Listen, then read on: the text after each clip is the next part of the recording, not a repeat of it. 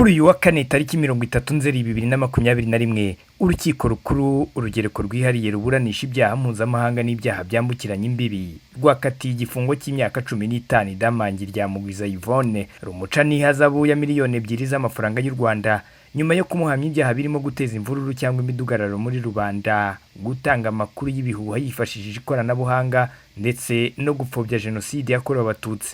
Umuvugizi w'inkiko Mutabazi Harrison yatangaje ko umwanzuro watangajwe kuri uyu wa kane tariki 30 Nzeri 2021 i Nyanza aho urukiko rufite icyicaro. Idamangi w'imyaka 42 y'amavuko yatawe muri yombi ku itariki 15 Gashyantare 2021 nyuma y'iminsi akoresha imbuga nkoranyambaga agatangaza amagambo arimo gushishikariza abantu gukora imyigaragambyo imbere y'ibiro by'umukuru w'igihugu.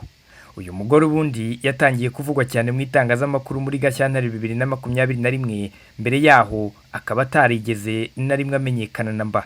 Yifashishije urubuga rwa YouTube maze akajya atambutsa ibiganiro birimo imvugo zagaragajwe nk'izigumura abaturage. Umunsi yafatiweho yari amaze gutangaza ikiganiro cyaje gikurikira ikindi yakoze yise amasengesho. Mu kiganiro cye cya nyuma yumvikanaga asaba abanyarwanda bose kujya mu ngoro y'umukuru w'igihugu ngo bakigaragambya bitwaje za Bibiliya. Ubwo yatangiraga kwifashisha imbuga nkoranyambaga atambutsa ibiganiro bye, abantu benshi baramwamaganye kugeza naho bamwe mu muryango we barimo abavandimwe be bitandukanyije nawe kugera no ku mugabo babyaranye.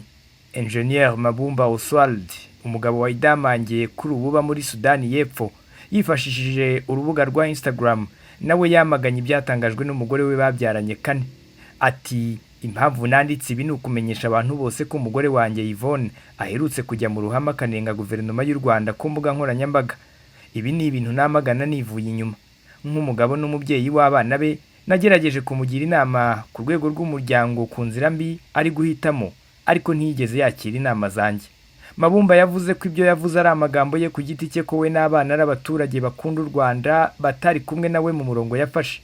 Uyu mugore yaburanye ahakana ibyaha ashinjwa, akavuga ko nta muntu wishwe n'amagambo yavuze kandi ko nta cyari cyo kuba yahamagarira abaturage ngo bamukurikire.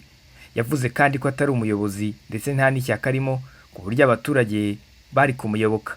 Uko nabikubwiye muri iyi nkuru, uyu munsi wa none urukiko rwanzuye ko Idamangi rya Mugwiza Yvonne afungwa igifungo cy'imyaka 15. Simeon Stizo Muhumuza, One Nation Radio, i Kigali.